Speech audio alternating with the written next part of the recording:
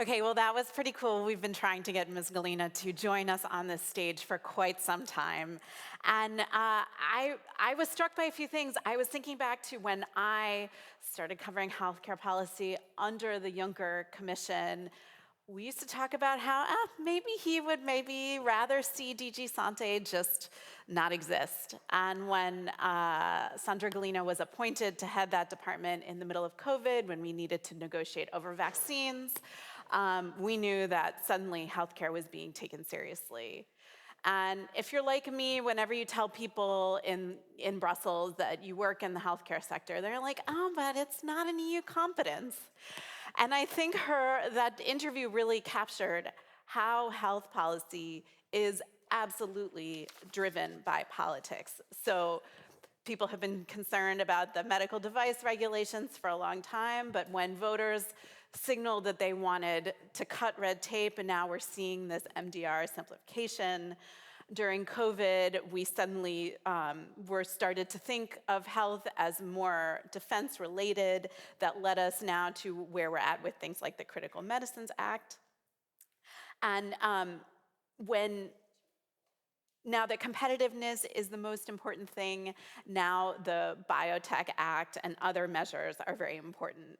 But broadly, we are seeing that since COVID, it's been a huge catalyzing moment for medicine and healthcare regulation in general coming from the EU. And that's kind of the topic of, excuse me for a second, that's the topic of our next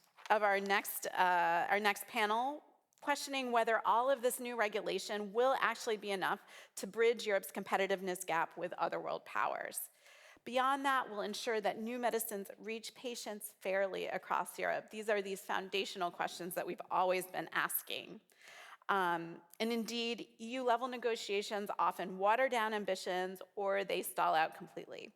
So next up, our opening panel is moderated by Politico healthcare reporter Giedre Pesexkita, I'm sorry, Giedre, on the remaining gaps to balance innovation and access in future policies like the pharma package. And there's a break after this session. You'll see that we have these vision boards up, and that's where I really want to see you put your top policy ideas there. You know, those things that you've been grumbling that they'll never do because it's supposedly too hard or too politically risky. As Sandra Galina said, we can't afford to wait.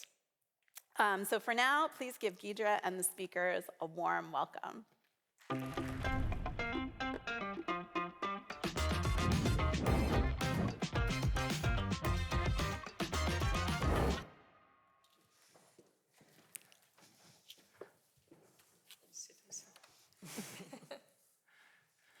Hello, everyone. Very warm welcome to this next panel session. I'm Giedre Pesexkita, as Sarah mentioned. I'm health reporter here at Politico, and I have a pleasure to stay with you for these coming 45 minutes. I'm here, as you see, not alone. I have a great panelist together with me. I have Lorena Boix-Alonso. She's Deputy Director General at DG Sante, European Commission. And unexpectedly, I have a question for you right away. Oh, wow. I heard that you might be leaving DG Sante starting next year. Is that true? That is correct, indeed. Yeah, with a lot of sadness. I've enjoyed this 1 year and a half really a lot. But okay, now I'm moving to DG DEFIS, indeed. Yeah. What's the reason for the move? Well, in the Commission we move. That's an advantage. Simply now I will be useful there. So that's the reason. New year, new beginnings. Wherever I'm useful, indeed. That's great. Thank you so much. So we have Tilly Metz. She's MEP with Greens and Vice Chair of Sant Committee as well, Health Committee, Sant. We have Jeffrey Franzer, Vice President and Head of Global Regulatory Policy and Strategy at Lilly. And we have Yanis Natsis, Director of European Social Insurance Platform. Thank you all for being here. And we have a very interesting panel. Today's topic is how to spur medical innovation while improving patient access. It's one that's been moving quite quickly on paper, and there were so many talks about this. But I think how this impact will realize in reality, we don't know yet. So I feel like it's also interesting to talk about this in this term, because this political term The number of times I heard a word competitiveness it's even hard to count. We're even a bit tired of hearing it, I feel like, but it has become the lens through which EU policymakers look at almost everything, and that does include health as well. So also, moreover, between the Draghi report and trade uncertainties across the Atlantic, the pharmaceutical industry sees a window to lobby for stronger conditions in Europe. But how this pressure will shape the laws that are currently in making, such as Pharmaceutical Strategy, Critical Medicines Act, remains to be seen. So in this panel, we will explore how the major shifts in Europe's pharmaceutical landscape are moving and whether any of them will actually make that meaningful difference that even Sandra Galina was talking about, right? We want our patients to be happy, which also means healthy. So before we begin, just to mention, it's a 45-minute session, and at the end of it, I will open the floor to your questions. So please think of any questions that you want to ask, and I will make sure to give a chance for you to do that. And my first question will go to Jeffrey, actually. We're talking about business competitiveness. So how is business going for you in Europe? Yeah, sure. You know, one of the things you just mentioned, of course, is competitiveness. And competitiveness brings urgency. And Lilly is a 150-year-old company. We've been working to try to improve patient lives for well over a century, based in the US, but also globally. And we do this in part by making investments in research and in clinical trials. And this year, we're going to spend well over $10 billion on clinical trials, clinical research. And one of the things that we do is we try to go as quickly as possible. People don't want us to slow down when it comes to innovation, when it comes to looking for cures. And so when we begin a large global clinical trial, we're really trying to run the same trial globally at the same time. And so we begin to enroll patients, and to do that, we have to go to regulators, and we have to ask their permission to start a clinical trial. In the US, they'll give us an answer within 30 days.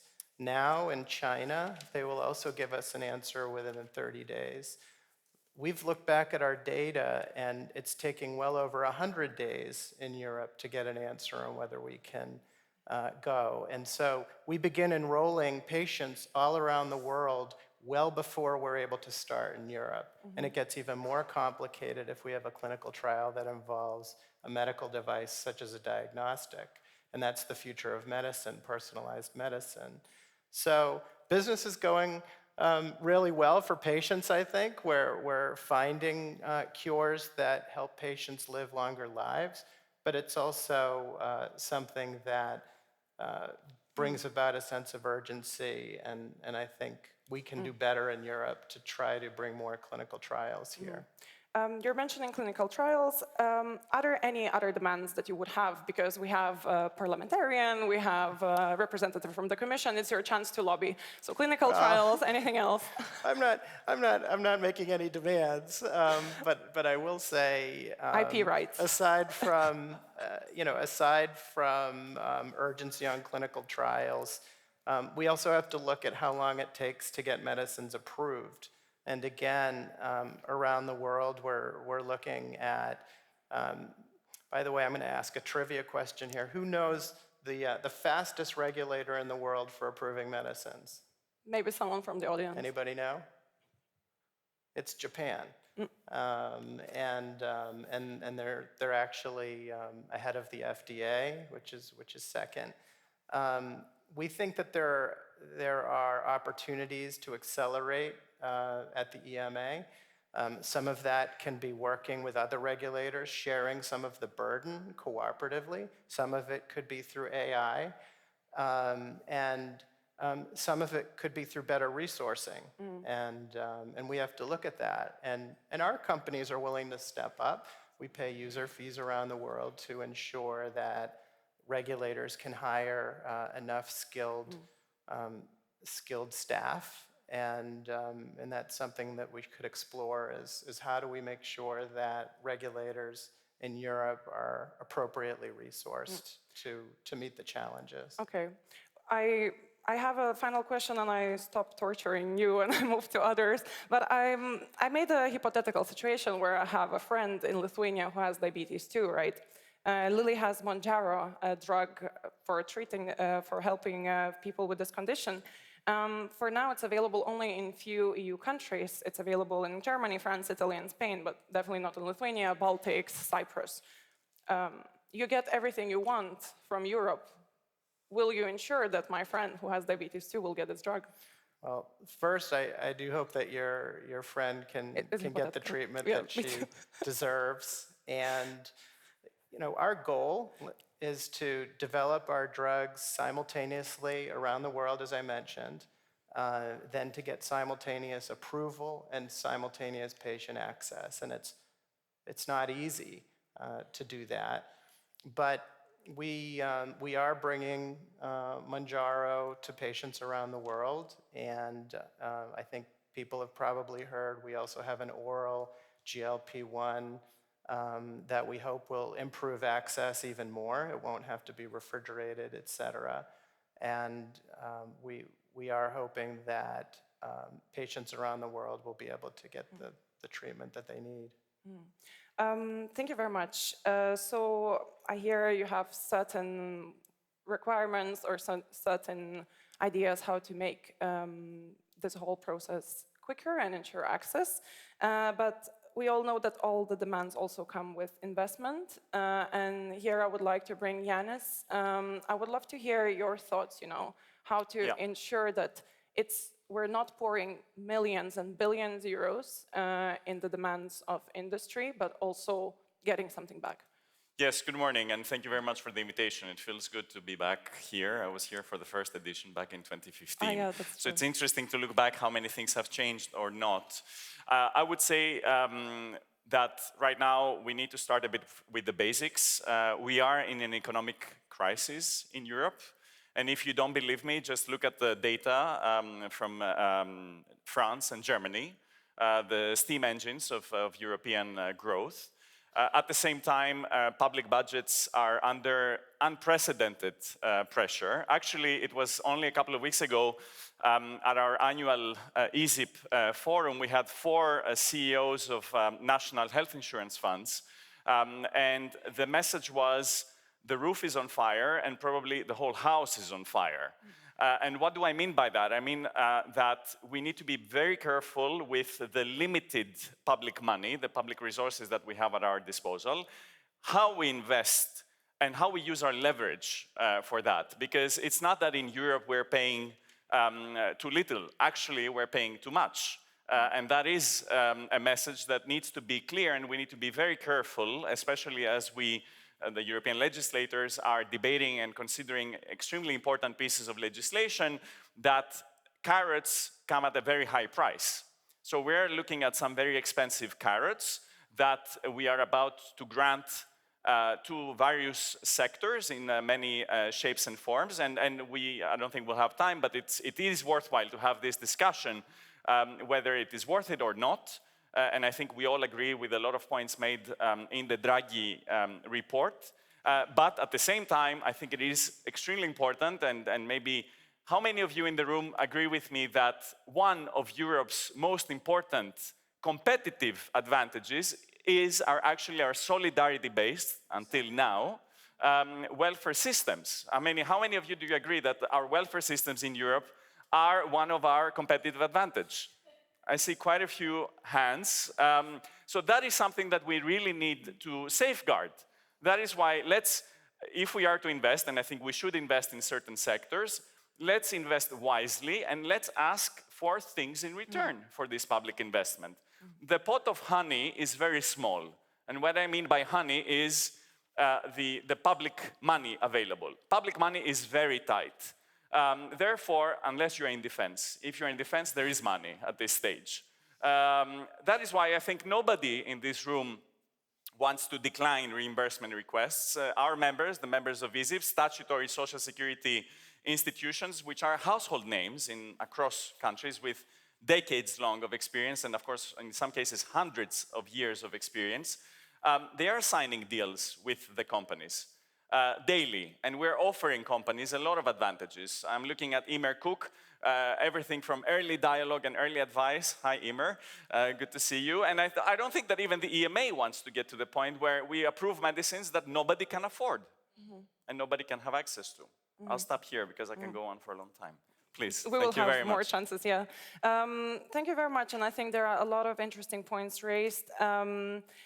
We also heard in the interview before with Galina when she said that we still want to keep industry here, right? So like there is a commitment, but as Yanis says, you know, the money is not endless, and there must be also a commitment from industry side to deliver. So Lorena, I would like to hear your thoughts now after you heard industry's perspective, social payers' perspective.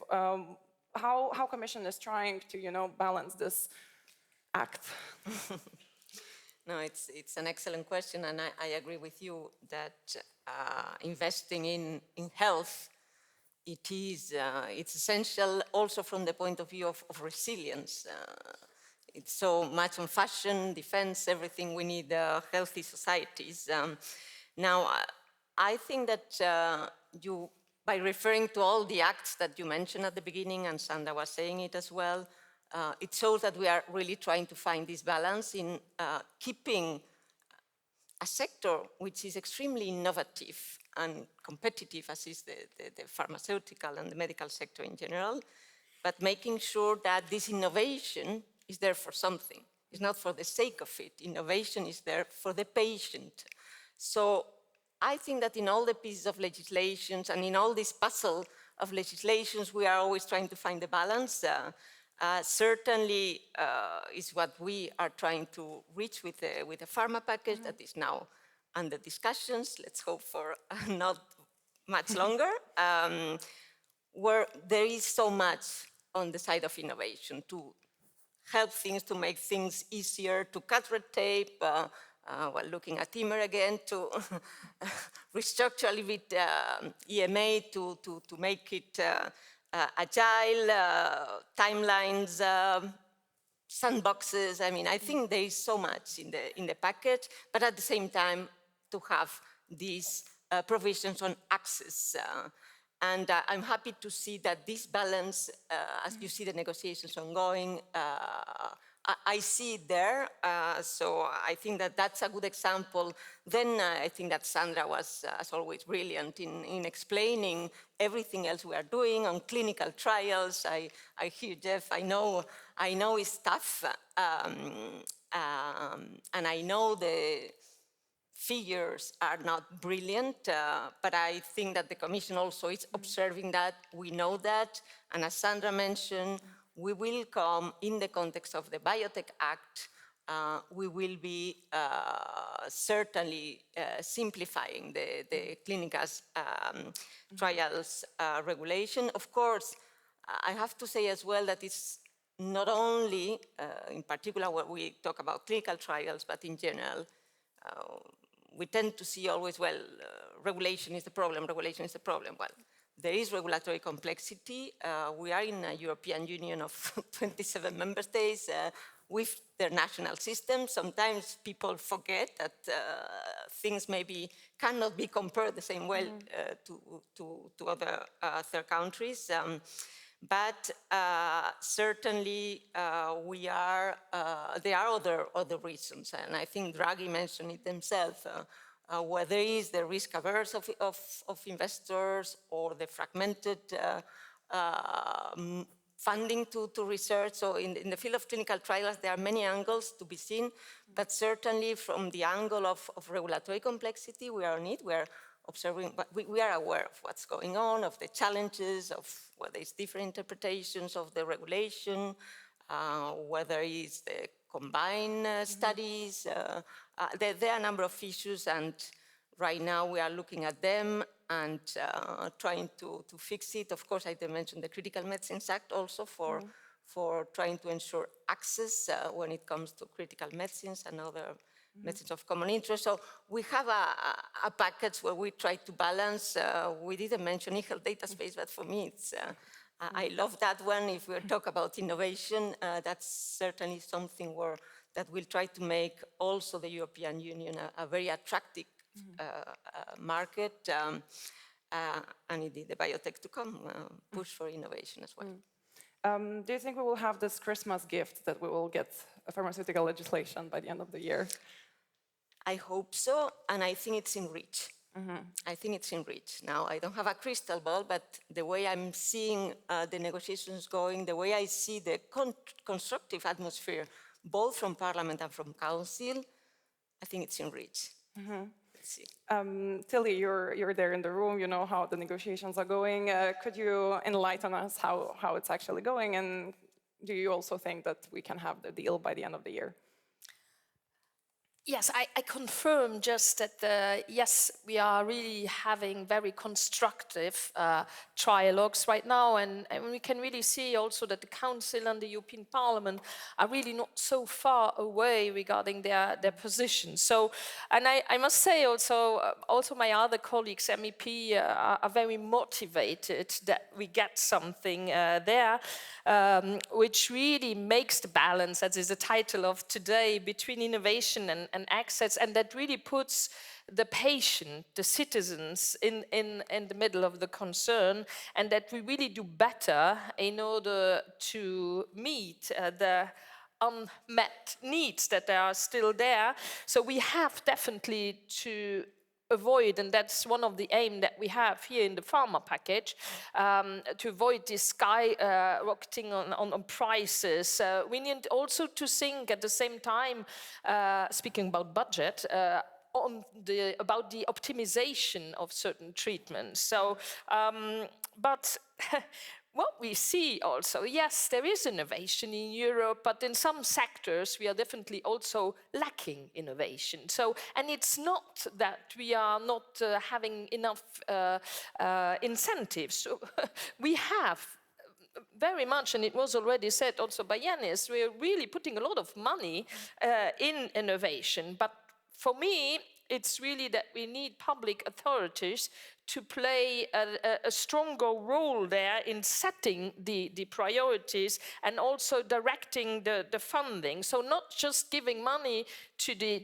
industry, whatever they ask for, but it has really, to say it in a very simple way, but that's a little bit behind all the thoughts that we have in the pharma package, but to really put also conditions and giving more important role to the authorities. And just let me say that also the European citizens, they want more EU in the health sector, and especially in the coordination of all this. But in order to guarantee access and innovation, it's true that this pharma package, and also you mentioned it already, the Critical Medicine Act really can play key roles there. But maybe just not to go too much in the details of the negotiation, just let me give you one example where we discuss, or we have slightly different position between the Council and the European Parliament when we speak about access of medicine. So when we look at national mechanism,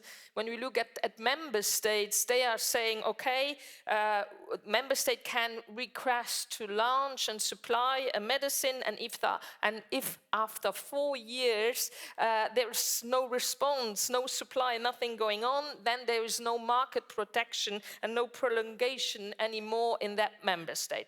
What the European Parliament say, in my eyes, it's stronger. It's really an obligation for the pharma industry to file for pricing and reimbursement if a member states ask for it, and if they do not, there are penalties. So that's a little bit just to show you that the concerns are very similar regarding the Council and the European Parliament, but how to achieve it, we're still discussion. All that in order to improve really the availability, what you mentioned also by your colleague, not having access to treatment in certain countries, to have it on the market. And then another topic which is very important and that we definitely tackle in the pharma package, but also in the Critical Medicines Act, is the AMR.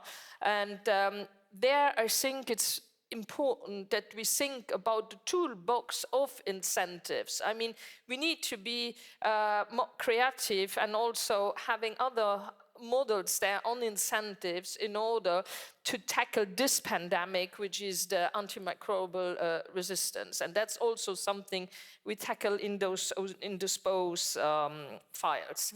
And if I may say something on the Critical Medicines Act, I think there what is the key tool is indeed joint procurement. There the Commission comes with different proposal of joint procurement so that member states can work together, but it's not an obligation. But it really will have the result that you can have better prices for novel and expensive treatment, like for orphan diseases, orphan drugs, or also in order to treat cancer. And what is also important, what we defend in the Critical Medicines Act, is that you don't look only the price, but also that you ask for sustainability in the supply, that you also consider environmental elements. Sandra Galina before spoke about prevention, spoke about the concept of One Health. We cannot, because that's also a discussion we have, environmental elements in the production of medicines are important to consider if we really want to be coherent to the One Health approach, and avoiding also that people get more ill if we produce not considering environmental elements. So I'm also optimistic there, to be honest. I know there's a lot of bad news, but I must say, as I said already, my colleagues are very motivated. So in the health sector and also on the Critical Medicines Act specifically, I think I'm optimistic because people are in favor of this joint procurement. So I definitely think that CMA will improve that in the future, the Critical Medicines Act. Quick follow-ups. I'm interested about this obligation to launch, right? Like, what are the penalties? Do you have money already? Like, I don't know, is it? As I said, I don't want to go too much into technical details there, but as we put also public money, taxpayers' money, in the development of R&D and research and in the development of medicines, I think it's quite logical then to put also conditions, and if these conditions are not fulfilled, that there must be kind of also clear penalties there. But that's ongoing still. Jeffrey, would that work? I think one of the penalties that's been discussed is taking away companies' IP, and whether the data protection is tied to launch. And I think one of the key issues is, I think sometimes decisions to launch are outside of the company's control. It can take a long time to get HTA advice and decisions on pricing. And so the key is IP should be predictable. We're making investments that start a decade earlier, and then we run our clinical trials. And it's really important that at the end of the day, there's predictability, not only for the innovators, but also for the generics in terms of when a drug is going to come off of its IP protection. And so there is a concern about whether there are other factors that are outside of the company's control that are impacting the IP. I was also interested to hear that in the last trilogue, Health Commissioner Varelli was kind of very generous with IP rights, and he was saying that 8 years baseline is fine for the Commission and 11.5 total monopoly rights is okay. But this costs a lot of money. I don't know, maybe Tilly, you would like to comment. Were you surprised? Because it's actually more than even the Parliament wanted. And maybe Yanis, you can come in afterwards. Yeah, but you said it all. I mean, of course, we are surprised if a commissioner goes above what is proposed in the Commission initial proposal. I mean, that's astonishing. And you're right. Even if we say, what is the difference between 7.5 or 8 years of data protection? I mean, yes, there's a huge difference. We speak of really a lot of money. Right. And I agree with you. I mean, I totally agree with you. We should guarantee, of course, data protection for a certain time. But therefore, in order to have an open dialogue, we need transparency on the real cost. I mean, sometimes people think, that people like me that want more transparency and more obligations towards the pharma industry, that we are against pharma industry. Not at all. We just want an open, transparent relationship, if I may say so, in order that we know what we are speaking about. What is the real cost of R&D? What is the real cost? Why sometimes, without naming it, but I'm very tempted to certain industries, why suddenly prices grow up and all the R&D has already been done. We saw that in the vaccination, in the vaccines also. So yes, okay, we need to support and we need to guarantee that innovation is still possible, and therefore you need money. But in order, therefore we need really transparency on the coast. Sorry, I was a little bit. Yes, I agree with Tilly, and we should be very cautious because every extra month comes with a very high price tag. And this is what we're trying to communicate to the legislators, that oftentimes, I've been long enough in these discussions, we don't realize the impact and the cost of these IP-related exclusivities and monopolies. And it makes it, for us as the big national public payers, trying to safeguard our solidarity-based, publicly funded healthcare systems in Europe, to the extent that we still enjoy that in Europe, it makes it difficult for us to have good negotiations and to end up with good deals, not for us, but for the sake of timely and affordable access to evidence-based healthcare, if I can put it, in a broader sense, not only for medicines. So how do you negotiate with a monopolist, in a way, if I can put it very, very simply? This is why by no means should we exceed, and that's why legislators should be really careful with what kind of perks and benefits they're granting to the manufacturers, because already in Europe we are very generous. Already our regulatory system, we can be really proud of all the mechanisms included in the regulatory system, including the fast-tracking mechanisms, in order to guarantee the timely access for specific categories of patients. And I think there we are flexible enough already, but we should by no means exceed the present cap. That's for sure. And there are some promising elements in the pharma package, in the GPL, when it comes to also strengthening the competition within pharmaceuticals. It is very important to guarantee that we have a robust and healthy competition within pharmaceuticals. I'm referring to the generics and having generics as early as possible. It is important to, we get, quite often we get requests from companies, I cannot go into the details, asking us for data to show how the market is currently distorted, because a lot of the systems, there are a lot of money spent by the companies on litigation cases. There are divisional patents, there is patent linkage, there are all sorts of systems trying to, prolong and extend the life of these exclusivity periods. And of course, that comes at the detriment of the sustainability, financial sustainability of our healthcare systems. And I fully agree that we need to be predictable. And I think in Europe, this is why also this, if I can put it this way, this blackmailing of, we're going to move to the US. We need to be careful with this kind of narrative. Nobody wants to feel cornered. And I don't think it is wise to, let's say, put in a corner a market of 400 million plus citizens, patients, consumers, put it whatever as you wish. Therefore, we need to strengthen, and there are promising elements, so let's be also a bit positive this morning, in the pharma package that should not be diluted when it comes to strengthening also the buyer's side. We need to strengthen HTA. We need to have better dialogue to make sure that this table of this side of the table, if I can put it this way, the public buyers or payers side of the table, there we can go into the negotiations with more information, more leverage. This way we can have better deals, also for the company to have better deals and more predictable deals. But also the companies need to realize that they are also part of this society.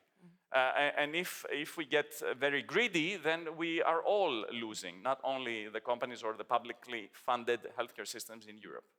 Lorena, would you like to come in here? And, also, I don't know how much, of course, you can comment about the fact which position Vallely took during the negotiations. Probably you can't be very open about that. But I wonder if you're concerned whether the proposal is changing a lot, you know, the initial, the one that the Commission has put forward.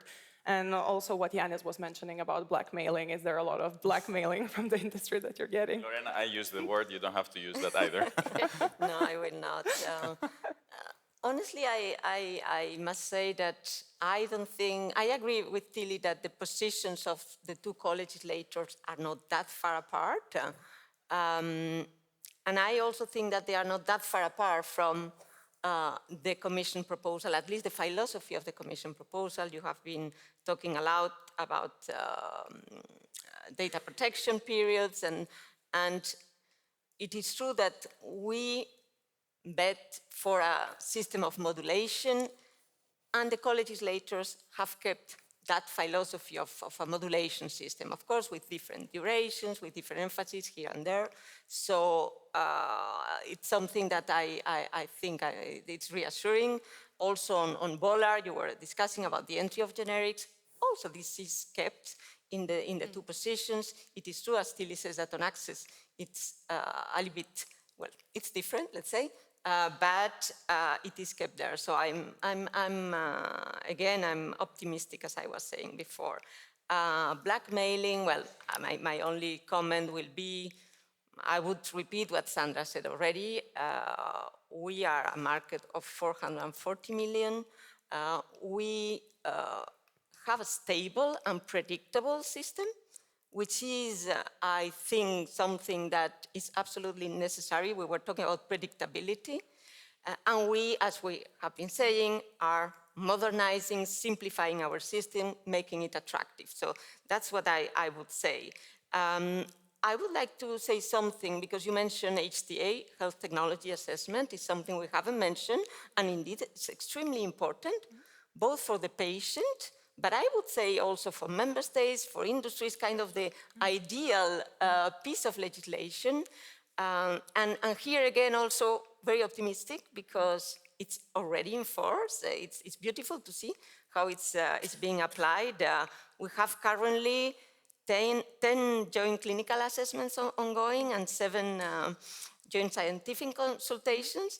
It's exciting to see that what we had foreseen now is really in practice. And I think we shouldn't underestimate what this means. It's, as was being said already, but also, as I was saying, for industry, it's fantastic. One single dossier, really tight deadlines for member states to take into account the joint dossier. This runs in parallel to the EMA assessment of marketing authorization. So I think that, and I see with the team the engagement really from member states, also from patients, from stakeholders. So I think it's one that we should not forget. It's there, and it's very promising. I would like to touch upon a bit more, as we still have a few minutes left, on joint procurement. And actually, Lorena, again, a question to you. It's a very naive question. Why we don't have it happening more often, right? Like why we needed COVID? You just mentioned how big our market is, so we will have such a strong negotiating hand. It's not that easy, joint procurement. It is happening as well. I mean, not only facilitated by the Commission, but you see also initiatives among member states. But let's say that this is not something that is like the norm, because it's only to happen as a complementary tool, I would say, to something more structural, which is what will come from the pharma package. You need, indeed, it's ideal to create a mass of a bigger market to be able to better negotiate with the companies. And this is why in the Critical Medicines Act, we foresee it as voluntary, and we foresee it for critical medicines and for other medicines of common interest. And there are many things that play: the homogeneity of the member states, the type of product we are talking about. So, but I think it's really a fantastic tool. As you said, we could see it in COVID. It's not only for crisis times, also you can use it to prepare, to be resilient, as that's what we do. And again, well, let's see, this still being negotiated, still the positions of Parliament and Council are being discussed, but it's again also a very promising tool, yeah. What do But you as think I about- was saying, complementary, yes. What do you think about it, Jeffrey? I believe that industry hates joint procurement. Am I wrong? Well, I want to go back to kind of the position of the patient. And the position of the patient is, number one, you want to have innovation quickly. You want to have the treatments available that your healthcare professionals prescribe. We want to have an efficient process. One of the issues, going back to what we were just talking about, HTA, is that the process is taking too long, and there hasn't been enough resources to do the joint assessments. And so, you know, if I'm a patient, I want to get the treatment that my doctor wants to prescribe, and if it's not available in Europe, then that's a serious issue for me, and that's really how I would judge that. I would love to open the floor for questions. So if anyone has a question, please raise your hand. Introduce yourself. And yeah, I see the first hand over there on the second line. Yeah. Hello, thank you. I'm Lydie Mehus from the Anti-Cancer Fund. Anti-Cancer Fund. So I would like to challenge the statement of the attractiveness of clinical trials in the US versus Europe with the 10 days and, the 100 days and the 30 days. For me, it seems that even European companies do their clinical trials in the US preferentially. The reason being that after FDA approval, they can immediately start selling their products. And that's a major difference. And as it was stated rightly here in Europe, after EMA approval, and that's about safety and efficacy, but then the value for patients has to be determined by the HTA. And that's the very challenging process that takes time. So I would like to ask the question to Jeffrey, if you would get your clinical trial approved and you are sure that the clinical trial will answer both the questions from EMA and HTA, wouldn't that be a step in the good direction? Because today, scientific advice from EMA is, well, it can be with input from HTA, but it's not mandatory. So you're stuck with one step in the process, and then you're confronted with a request for other data from HTA. So making the scientific advice mandatory, that it's combined to deal, the clinical trials should deal with questions from both HTA and EMA in Europe. And in my opinion, that would be a major step forward. Thank you very much. So question to Jeffrey. I think we're generally in agreement. We want to make sure that, number one, that we can have clinical trials here that are able to be approved in a timely way. Two, we want to have a timely and predictable regulatory system. Three, it's a complicated system we have. We want to be able to have HTA and payers make their assessments as quickly as possible, and we agree that that this type of joint assessment towards the earlier in the process can help. And at the end of the day, we have to make sure that these cutting-edge treatments reach patients as quickly as possible. And right now, we're seeing delays in being able to access the markets in Europe, and we want to try to accelerate that and work with regulators and governments to do that. Thank you. Do we have other questions? I saw a hand over there and one more there at the end. Thank you for the opportunity. I'm Mariam Jashi, CEO of the Global Sepsis Alliance and the former minister and member of Parliament of Georgia. My question can be addressed to all panelists because it has multi-dimensional aspect. Sepsis causes 1 in 5 deaths globally, and for the EU region, estimated 600,000 to over 1 million deaths are directly attributable or associated with sepsis every year. And that is based on the latest estimates from the University of Oxford and IHME. The latest survey among more than 800 hospitals in EU demonstrated that less than half of hospital wards are implementing standardized evidence-based care for prevention and management of sepsis.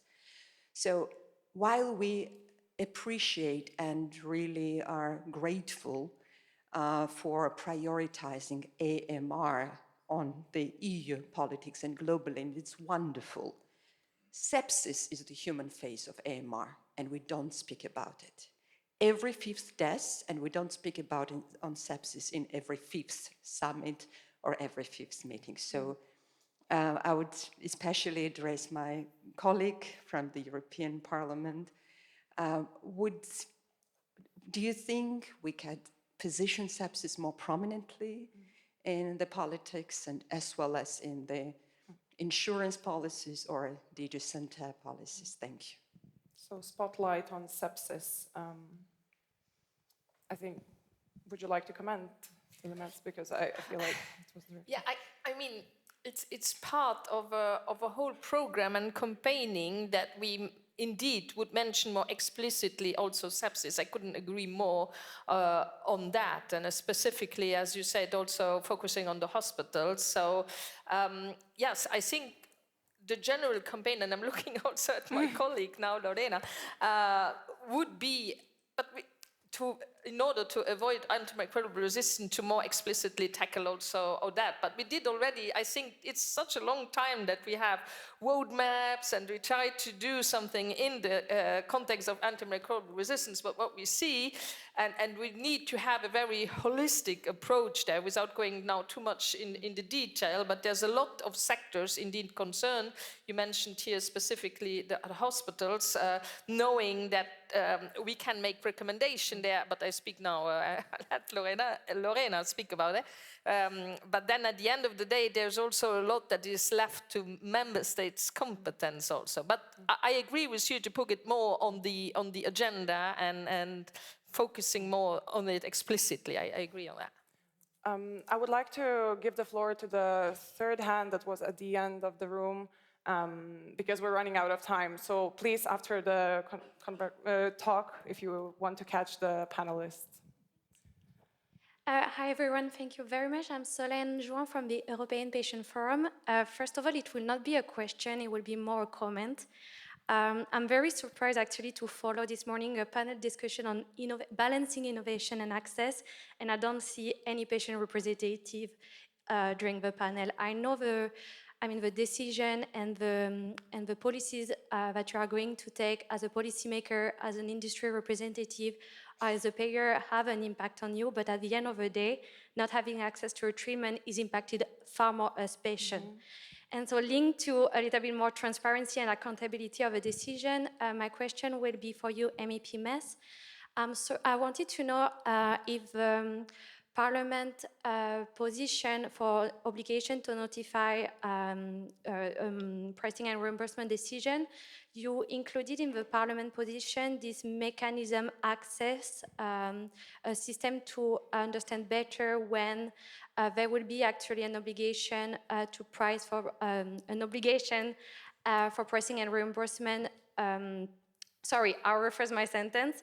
So you included an EU medicine notification system as part of the obligation for industry to price and reimbursement decision to the member state representative, and I wanted to know if this would be included at the end, if you have been discussing this proposal with the council, because actually this is linked to transparency and accountability of a decision, because as patients, sometimes we don't have actually objective data when a medicine is being discussed with the industry. We know sometimes for France, for Italy, but we don't know for the other country, and this actually medicine notification system, I'm sorry, I don't remember the exact term, will be very important, because actually it will help us to have far more transparent information, and also data.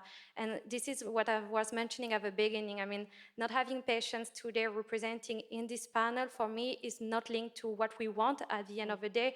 Sandra Galina mentioned this, we want our patient happy, but if we are not part of the decision, this is not at all helping.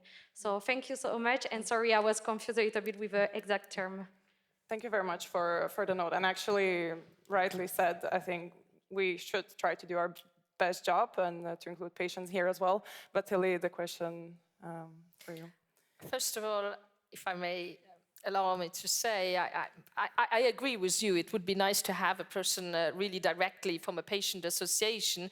That's for sure. But I can just reassure you that my main concern is the citizens and the patients. So I see it definitely as a duty to listen to all the concrete demands and also to very specific diseases, but also to general demands. And I know somebody like Yannis is strongly also fighting to defend the voice of the patient. But nevertheless, I understand very well your frustration, if I may say so, or that there is no patient representative right here. Regarding on the notification or on the obligation, and that's what the Parliament wants, indeed, the obligation, if a member state requested on the obligation to file for pricing and also reimbursement, I think that's something we try to defend. But as I said, negotiations are still going on, and also the need of notification if there is a risk of shortages. Also there we need more, we need to know earlier, we need to be able to have, to anticipate better what's really going on. And then I'm coming back in general. I spoke before on the need of transparency of cost, but we need also transparency on the storage and on the supply chain of medicines in general. Also there, transparency is needed. And I think definitely that the Pharma Package and the Critical Medicines Act, with new conditions, but also a better cooperation with the pharma industry, can really bring improvement there. But let's see, we are close to on the pharma package, close to closing. But I'm quite optimistic, I must say, that also demands going in that direction are really better respected. Thank you very much. And I'm really sorry because I stole 5 minutes of everyone's break time. Did anyone want to say a final word? Well, we will steal 1 more minute. Yeah, Yannis. Yeah, just to say that this discussion is not only about medicines. It's a broader discussion looking at the public budgets situation. If we don't get this right, I think we are witnessing a paradigm shift in our welfare systems and social protection systems in Europe, and we need to be aware of that. At EZIP, we have this panoramic overview because we're not only doing healthcare, but also our pension systems, our family and social inclusion benefits, unemployment benefits. So we need to really keep an eye on all of this. Because at the end of the day, in Europe, we still enjoy, and I emphasize, still enjoy, our solidarity-based, publicly funded systems. And if we do not get this right, and we are just spending money like there's no tomorrow and as if money grows on trees, then we are eventually going to erode our democracy. And that's why this is an important reminder that this is not just a technical discussion about IP incentives or the regulatory environment, but it is a bigger discussion also to the point made by the colleague from the EPF that is about our societal needs. And at the end of the day, the state of our democracy per se. Thank you very much once again for the invitation. Yeah. Well, thank you very much for everyone who was here. Please enjoy your break now. And before going to the break, give a round of applause of our amazing speakers. Thank you so much. Thank you.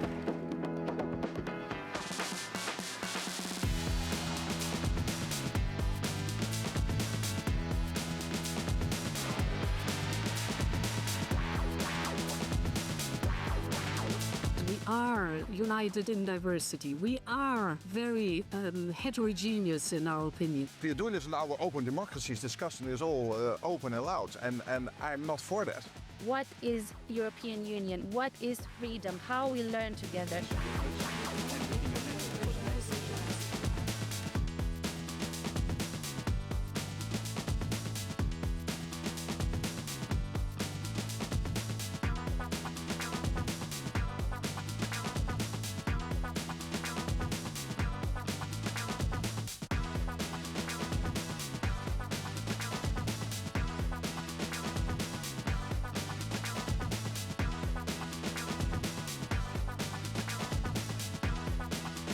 obvious question is, what is the EU doing?